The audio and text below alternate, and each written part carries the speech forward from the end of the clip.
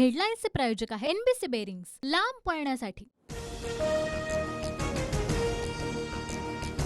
शेतकऱ्यांसाठी आणि सामान्य जनतेसाठी माझा आत्मा अस्वस्थ. शरद पवारांचं नरेंद्र मोदींना प्रत्युत्तर.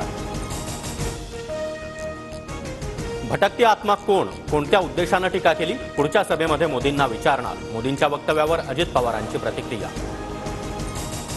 4 जून नंतर भाजपसाठी महाराष्ट्र स्मशानभूमीसारखा होईल, त्यामुळे मोदींचाच अतृप्त आत्मा राज्यामध्ये भटकतोय. संजय राऊतांचं मोदींना उत्तर.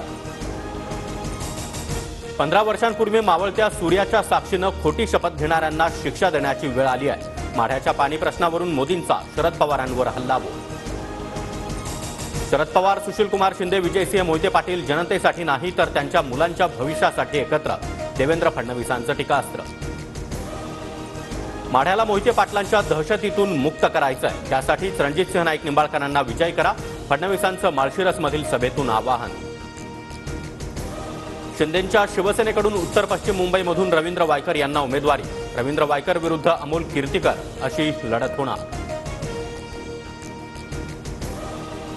मुंबईतील उमेदवारांची यादी आज जाहीर होणार. 3ही उमेदवार मराठीच असणार. मुख्यमंत्री शिंदेंची माहिती.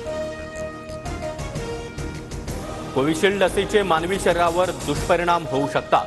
ॲस्ट्राझेनेका कंपनीची कोर्टामध्ये कबुली.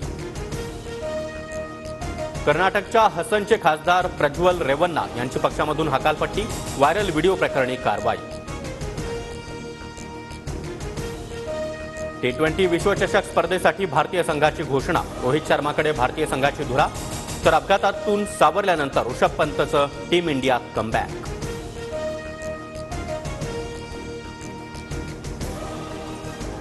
हेडलाईन्सचे प्रायोजक आहे एनबीसी बेरिंग्स, लांब पळण्यासाठी.